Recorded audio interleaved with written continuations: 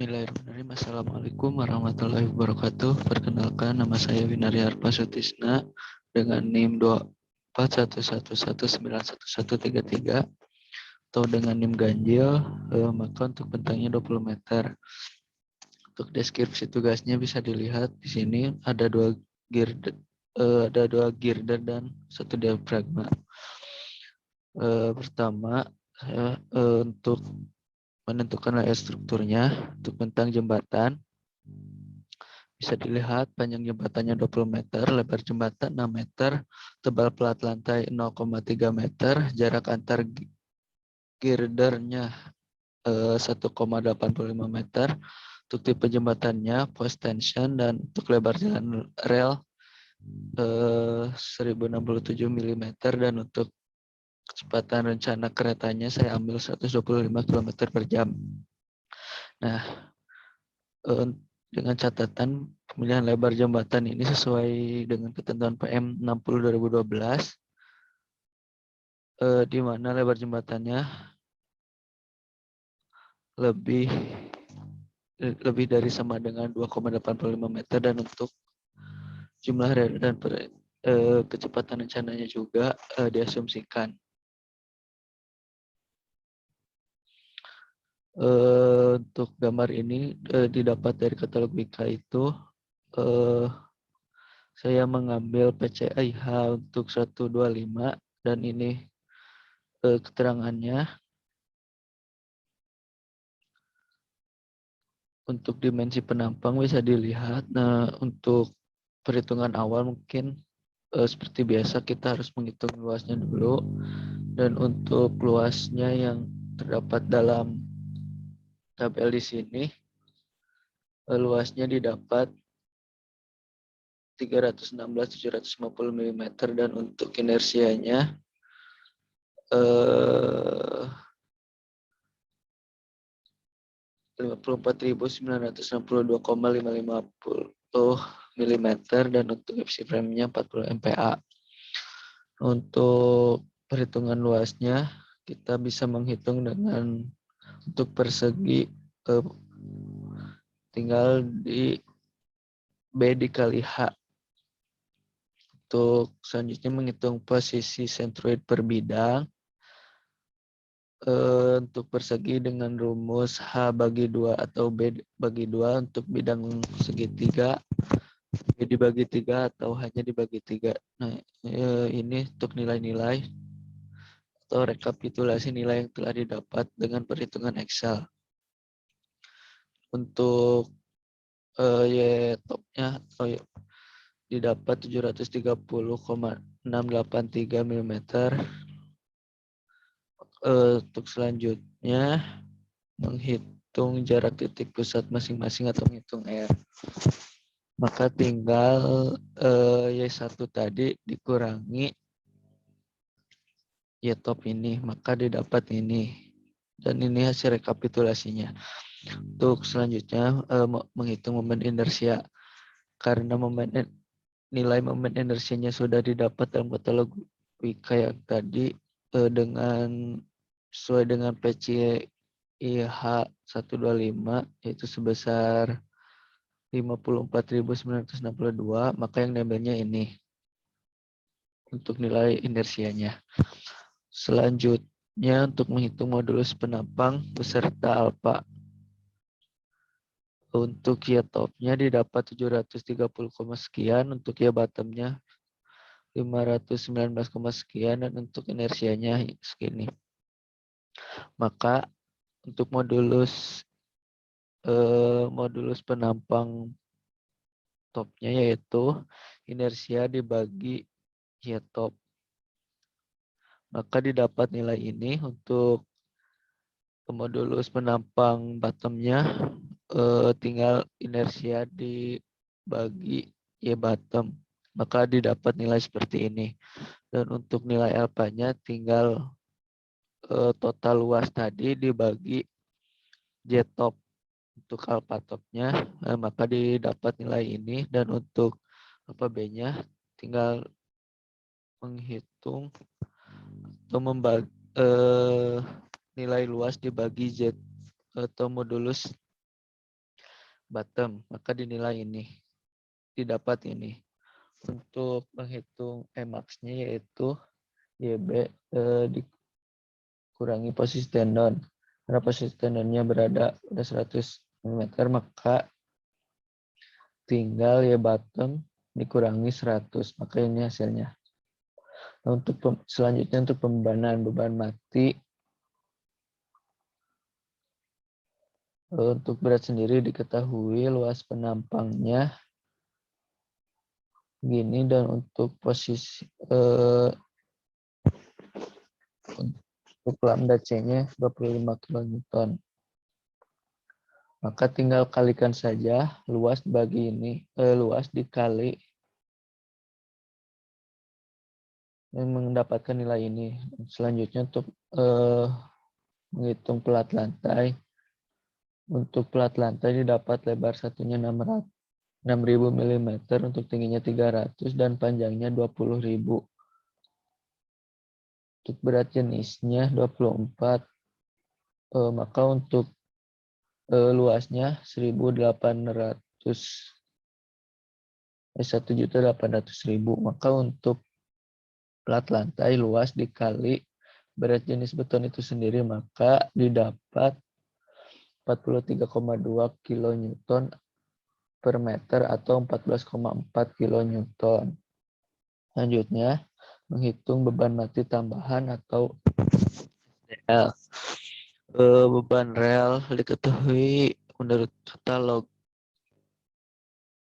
R50 memiliki luas 64,20, berat relnya 50,4, untuk bebannya 2 buah rel, maka tinggal beban rel yaitu 2 dikali W, maka didapat 0,989 kN per meter. Selanjutnya menghitung beban bantalan. Didapat jarak antar sumbunya 0,6 m, untuk jumlah bantalnya 33 buah, untuk panjang bantalannya 2 meter, lebar bantalannya 0,26 meter, tinggi bantalannya 0,22 meter. Maka untuk luas bantalan yaitu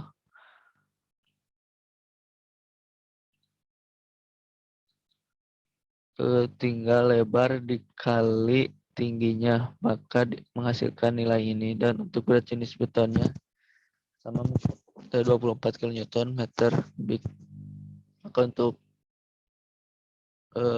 kibantalan luas dikali berat jenis beton, maka didapat nilai 1,3728 kN. Dan untuk kibantalan 33 buah,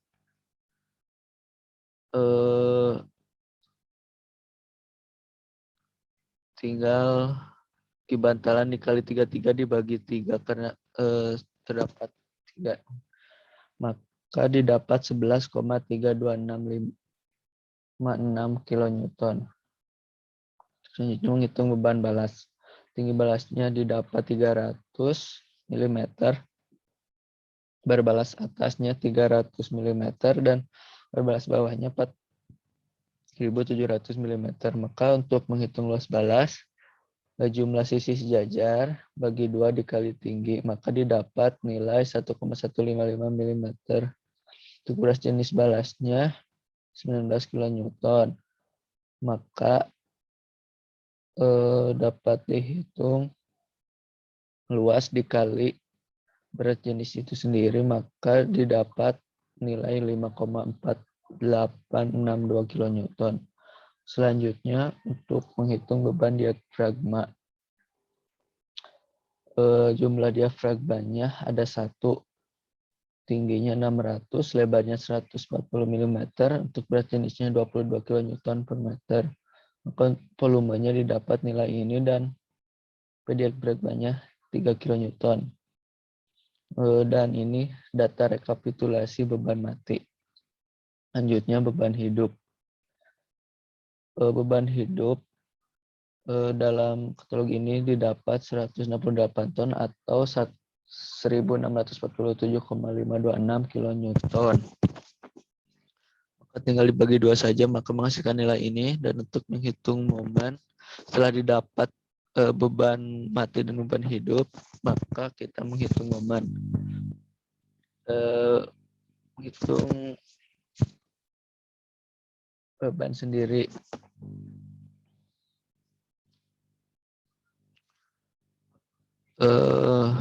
Luasnya diketahui ini, dan untuk berat jenisnya ini, maka untuk IBS-nya tinggal mengalihkan luas dikali berat jenis, maka menghasilkan nilai yang ini. Dan untuk momen akibat beban merata, MG 1/8 QL kuadrat.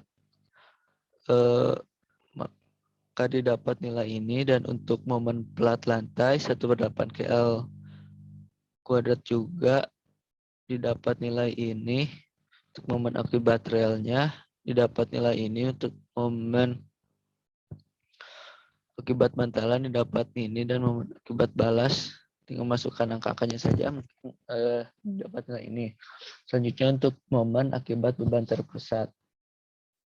Momen akibat lokomotif tinggal 1/2 kali P dikali L. Maka didapat nilai ini. Untuk selanjutnya momen akibat diafragma 1/4 PL dapat nilai ini. Dan untuk momen total tinggal menjumlahkan MG tambah MPL tambah MR tambah MBL tambah MDF, didapat nilai ini. Maka ML-nya didapat nilai ini. Dan untuk M total keseluruhan MDL ditambah ML didapat nilai ini. Harus di Newton milimeter kan ya. Maka untuk selanjutnya menghitung batas tegangan kondisi inisial FTI dengan rumus seperti ini, didapat nilai ini. Dan untuk FCI-nya dengan rumus seperti ini dapat nilai ini.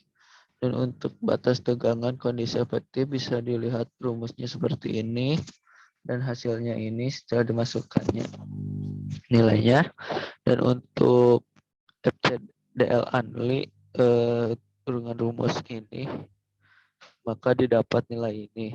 Dan untuk FC total tinggal memasukkan rumus ini dan mendapatkan nilai ini. Selanjutnya untuk pengecekan penampang, yaitu ZB min sama dengan M total dikurangi RMO dibagi FT kurangi RFCI. Maka didapat nilai ini. Karena ZB-nya lebih besar dari ZB min, maka penampang memenuhi syarat. Selanjutnya pengecekan dengan R-nya 0,8 menggunakan diagram Magnell. Dari rekapitulasi nilai yang didapat, maka diagramnya didapat seperti ini. Dan didapat untuk ininya persamaan 3 dengan E 250 mm, maka P minimumnya didapat nilai ini. Selanjutnya untuk data jembatan didapat jumlah girdernya ada 2, tipe girdernya PCIH 125 dan jarak girdernya 1,85. Untuk betonnya itu beton prategang. Untuk plat lantai jembatannya lapis beton, itu betonnya K500 atau 1,5 MPa. Untuk diafragmanya 150 kali 600 mm untuk dimensinya, dan untuk jumlahnya ada 1 buah. Selanjutnya untuk menghitung tendon, untuk mutu baja yang digunakan baja 45, maka FY-nya didapat 1674 MPa dan si frame-nya dapat 45 MPa, maka dimensi tendonnya, dan untuk dimensi tendonnya 12,7 mm. Lalu untuk plat lantainya panjang 20 meter, tebal plat 0,3 meter, dan berat jenis betonnya 24 kN per meter kubik. Selanjutnya ada bantalan, jenis bantalannya menggunakan beton, jarak antar sumbunya 0,6 meter, jumlah bantalnya ada 33 buah, dan tebal bantalannya 0,22 meter. Selanjutnya untuk penentuan jalan rel. Untuk kecepatan rencananya tadi 125 meter, maka untuk kecepatan yang digunakan dalam perencanaan struktur jalan rel yaitu 1,25 dikali Pmax, atau Pmax sama dengan Pi rencana dibagi 1,25. Maka tinggal 125 dibagi 1,25, maka didapat kecepatan maksimalnya 100 km per jam. Untuk data kelas jalan relnya berdasarkan kecepatan didapat kelas 3 karena Pmax-nya 100, D1-nya 30, B-nya 140, C-nya 225, K1-nya 240 cm, D2-nya 15 sampai 50 cm, untuk E-nya 22 dan K2-nya 325. Bisa dilihat di sini. Untuk rekapitulasinya ini bisa dilihat untuk klasifikasi jalan rel karena kelas 3, rekapitulasinya bisa dilihat di sini.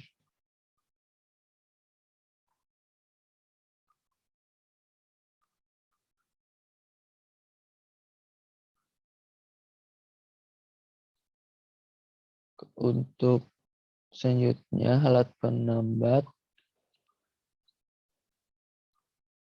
dipilih berdasarkan tabel klasifikasi.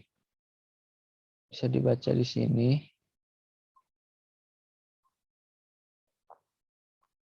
Dan untuk balasnya dari batu pecah 25 sampai 60 mm untuk ukurannya, materialnya sudut banyak dan tajam, untuk porositasnya maksimum 3%.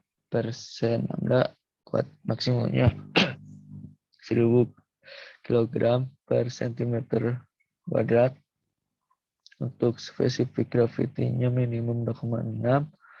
Untuk kandungan tanah lumpur maksimum 0,5% dan kandungan minyak maksimum 0,2%. Tidak untuk keausan soil atas Los Angeles-nya tidak boleh melebihi 25%. Selanjutnya untuk penentuan jumlah tendon.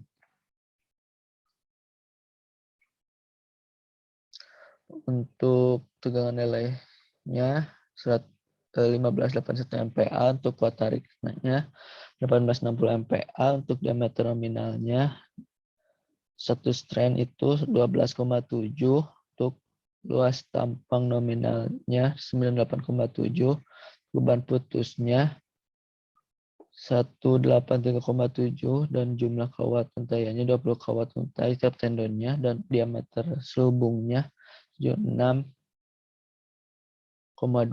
Modulus elastisitasnya 200.000 untuk diameter. KPI minimum yang tadi didapat untuk asumsinya 12%, maka P untuk P jackingnya P dibagi 1 min 0,12, maka didapat nilai ini. Untuk menghitung syarat gaya prategangnya, EPU-nya diketahui 1860 MPa, maka untuk FPY-nya ini untuk AP1 didapat nilai ini, dan untuk AP2 dapat nilai ini, untuk AP3 didapat nilai ini, maka untuk nilai AP-nya diambil yang terbesar, maka yang diambil AP1 yaitu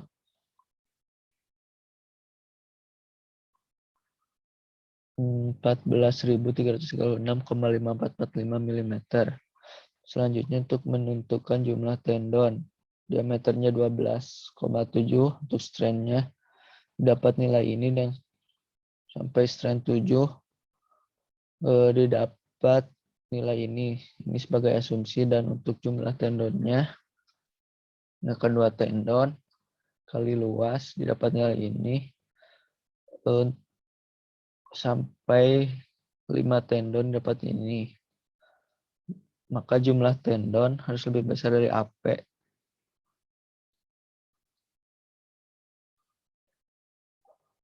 Untuk kehilangan kurang lebih. Maka untuk selanjutnya kehilangan tegangan. Struktur pasca tarik. Hitung sistem pasca tarik. Untuk datanya didapat ini dan untuk menghitung nilai N, tinggal menggunakan rumus ES dibagi EC, maka tinggal membagi 200.000 dibagi 25.000, maka menghasilkan nilai 8. Dan untuk S-nya itu sendiri tinggal N dikali P dibagi AC, maka didapat nilai 41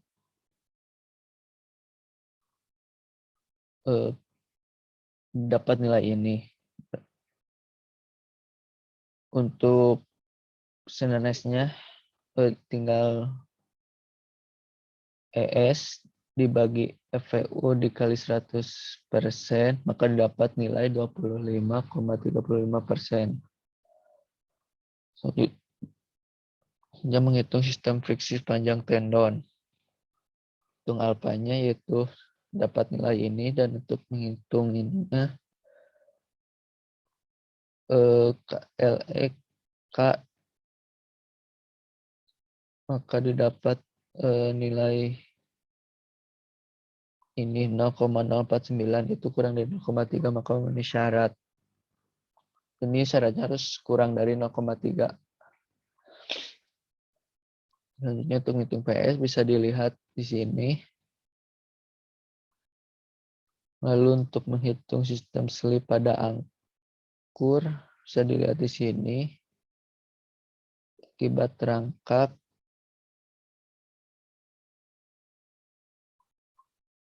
untuk tahapan-tahapannya bisa dilihat di sini. Nah, di sini untuk akibat penyusutan beton. Diberikan pengetesannya tuh kurang lebih 72 jam setelah pengecoran, sehingga kelembapan udaranya relatif itu 75%. Bisa dibaca di sini.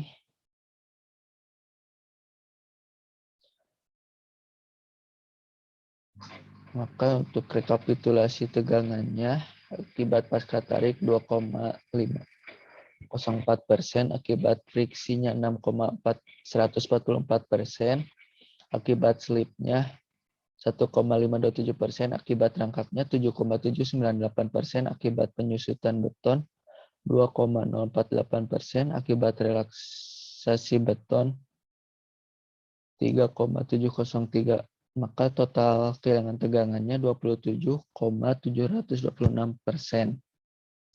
Kehilangan tegangan efektif. Jadi lihat di sini, kehilangan tegangan efektif dalam satu tendon didapat nilai ini. Selanjutnya, atau yang terakhir mungkin untuk menghitung momen nominal. Ini datanya, APS-nya dapat nilai ini, untuk FC frame-nya 41,5 MPa, dan untuk B-nya 0,65 meter, untuk B dikali D-nya dapat nilai ini, untuk PPU-nya ini, dan untuk diameternya ini. Kerop P-nya didapat nilai ini, untuk EPS-nya mendapatkan nilai ini, untuk A-nya didapat nilai ini, dan untuk C-nya dengan rumus seperti ini, dapat nilai ini, bisa dilihat. Untuk TS sama dengan CC, yaitu nilainya seperti ini, dan untuk WP-nya dengan rumus ini didapat nilai 0,156, karena itu harus kurang dari 0,3 agar memenuhi syarat. Kita momennya ini dapat nilai ini, untuk TP dengan rumus seperti ini dapat nilai ini, maka theta kali TP 0,9 kali TP didapat nilai ini. Mungkin untuk penjelasannya dicukupkan. Mohon maaf bila banyak kekurangan. Bila taufiq wal hidayah. Wassalamualaikum warahmatullahi wabarakatuh.